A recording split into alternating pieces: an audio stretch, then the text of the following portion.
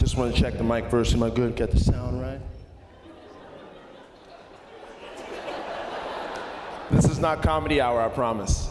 The funny thing is, I used to go to this school, and my class used to sit like in this area here. Yeah, O2. Who's an O2er? Kendra, come here! Kendra, come up. Kendra AG, everybody. Come give me a hug. I don't know how long has it been? 2 decades? Come up here.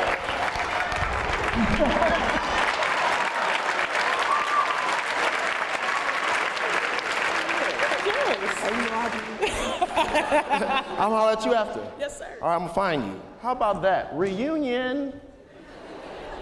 Okay, so it's just a little surreal. I haven't been in this room since 1999, 2000 maybe.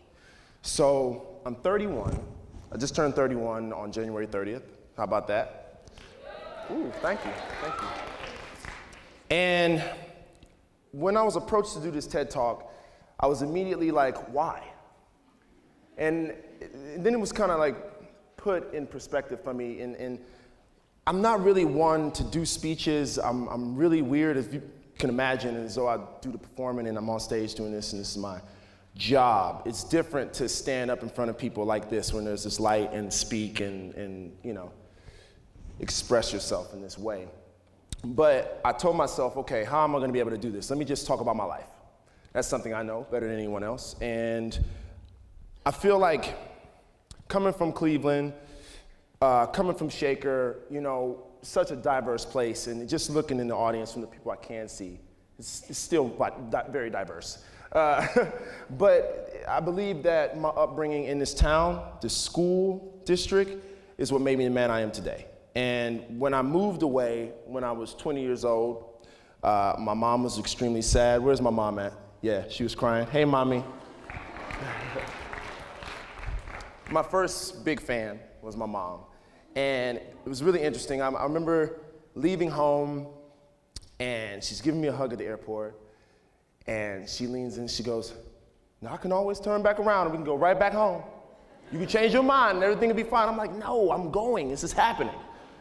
And you know, walking to security and then looking back and just seeing her like, oh, and me just being like, oh.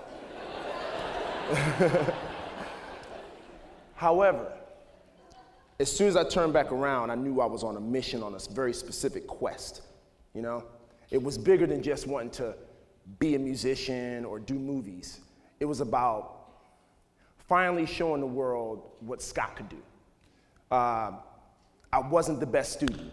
I'm gonna be honest with you. Kendra knows this. If Kendra was in my class and she was sitting next to me, I probably would have tried to cheat off of her. But that's not the point. The point is, it's like, when I think about it, you know, I wish I applied myself as much as I applied all the energy into music as I did. As in music, I wish I could apply that same energy into my academics when I was in school. So a lot of people look at me now and they go, oh man, this must be dope to be a rapper, and it is dope, it's awesome. Top notch. But, you know, I can't say that I don't want to sometimes go back and relearn some things. I can't say I don't feel out of certain conversations that my friends have. You know, and these are things that I think about, you know, because being in school is all about being cool and wearing the fresh, I was going to curse, but wearing fresh clothing. And being popular.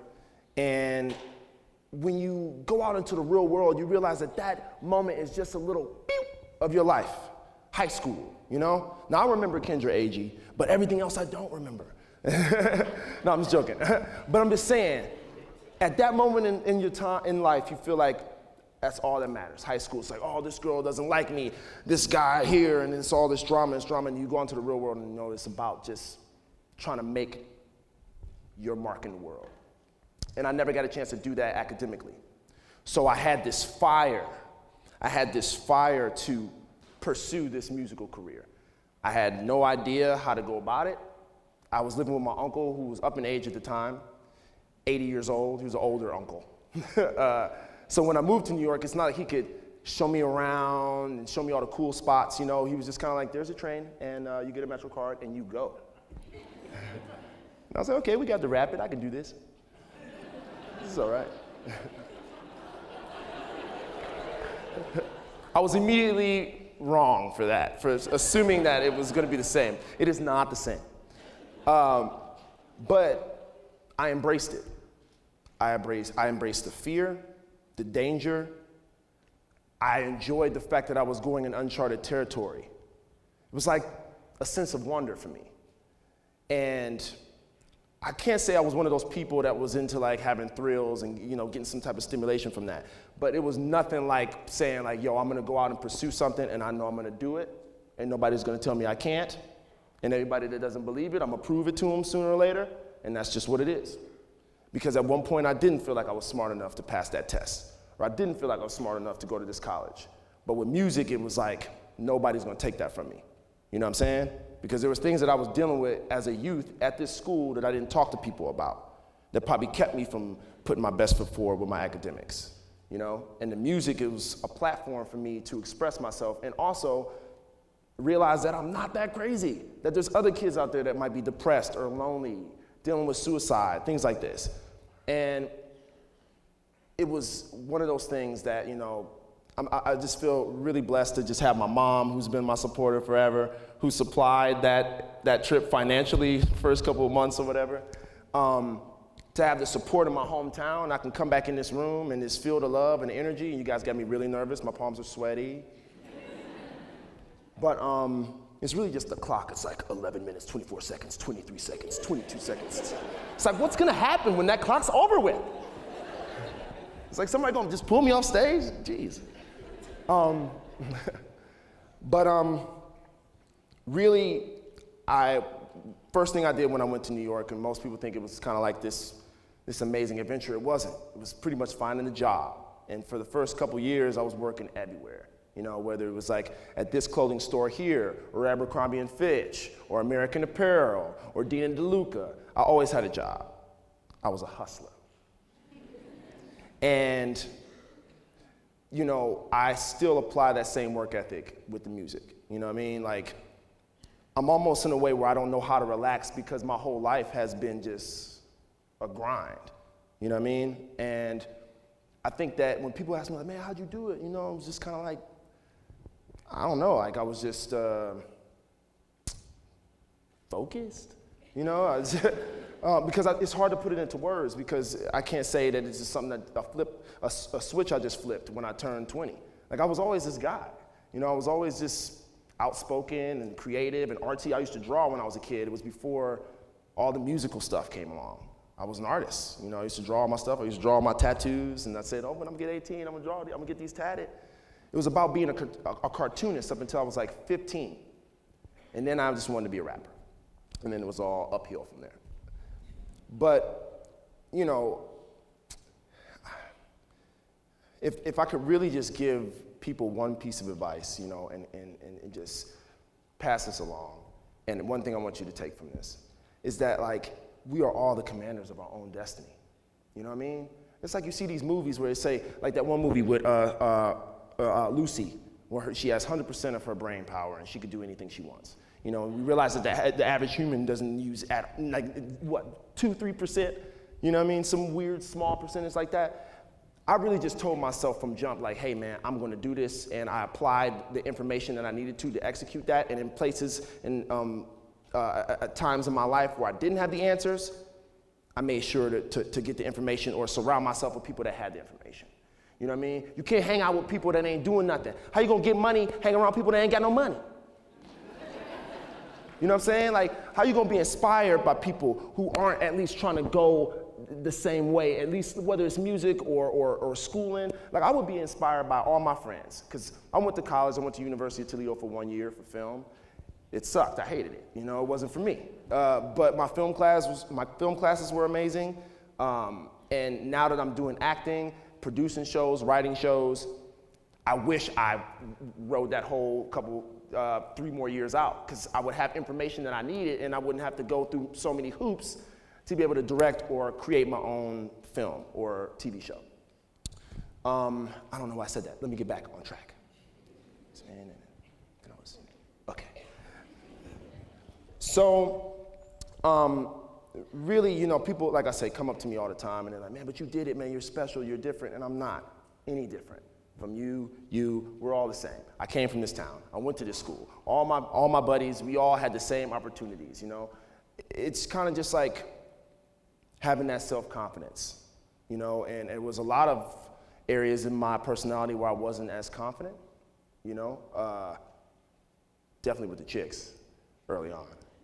I don't know if Kendra knows this, but, but the music, me doing something where I was like, wow, I made this. Like my first album, when that came out, I was like, whoa, I made this. This is something I like put all my energy into, and it's out and it's released to the world on a professional level.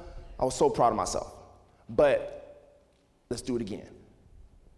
I didn't have time to be like, yeah, my first album, yeah, people like it. It was like, okay, we did good. It didn't suck. What are we gonna do again? We gotta do another one. Then I did that one. Okay, people like it, let's do a third one. You can't get caught up in just all the other things. You know, I really was like, even still to this day, I have my fun, but it's focus. You know, it's never, you know, even when I do stray, I'm still working. I'm still writing a song. I'm still doing something. I'm persistent. You know, and that's also another part. You know, I believe that some people get lazy.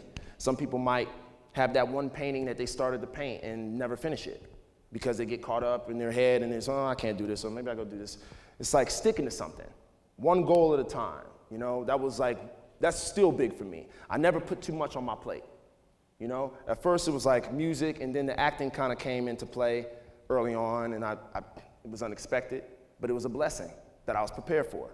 I was like, man, I've been a class clown since forever. Let's do this.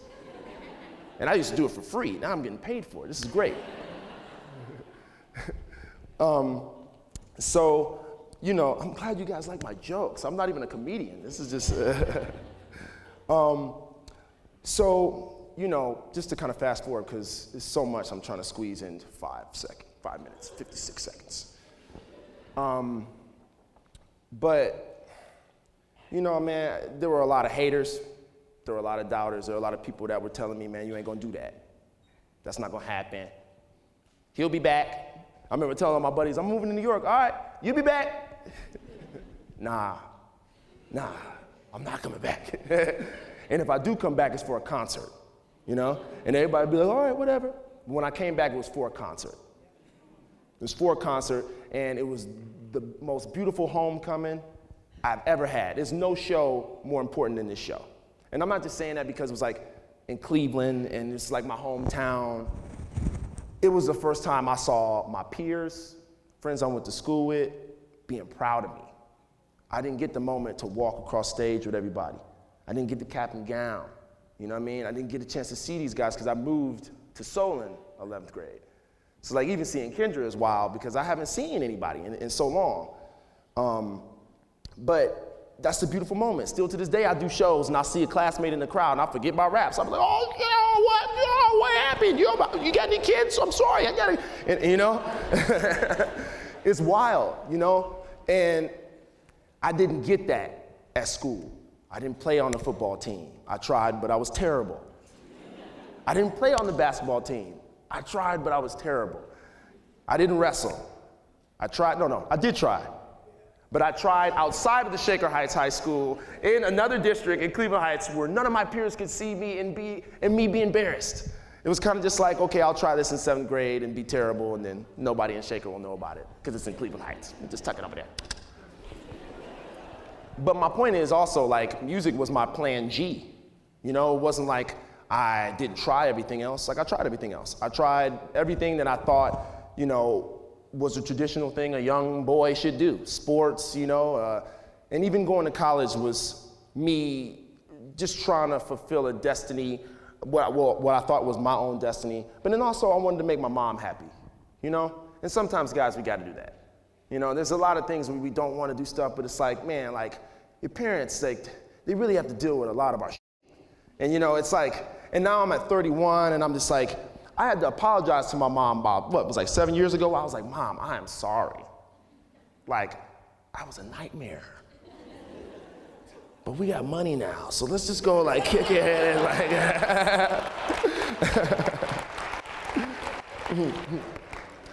and we're okay. We're good now.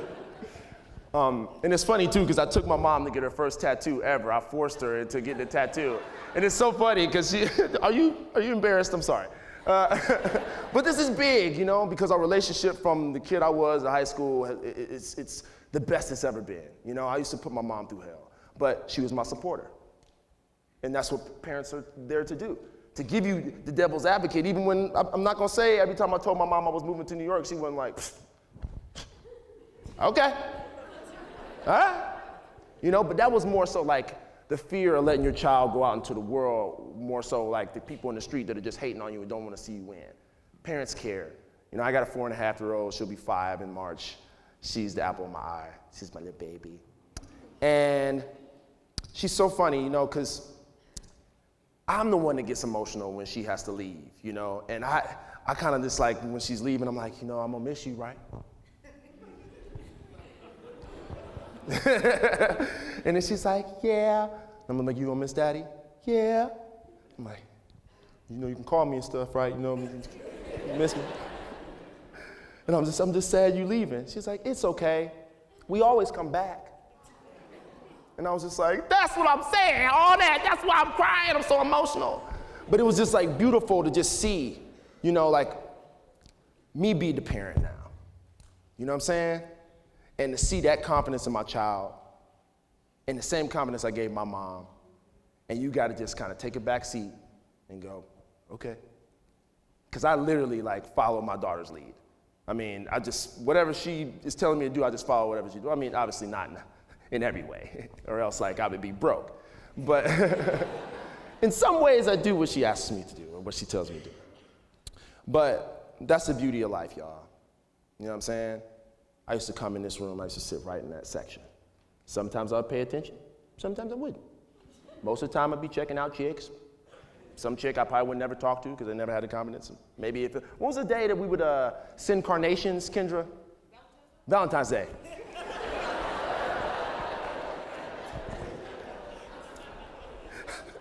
That wasn't a joke.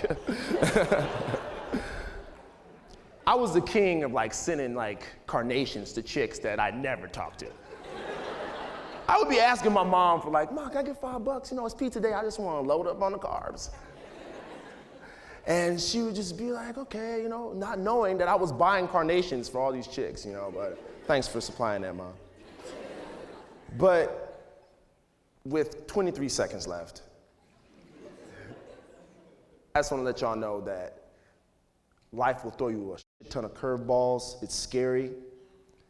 But like, if you believe, man, you know, if you believe, and if you want it, and if you want to work hard enough for it, it can be so. Because there's no difference from me and you. I just really wanted this shit. I wanted it bad. You know, and I didn't want to be a failure. And nobody's a failure in this room. Don't ever think that. We can all win. And that's it.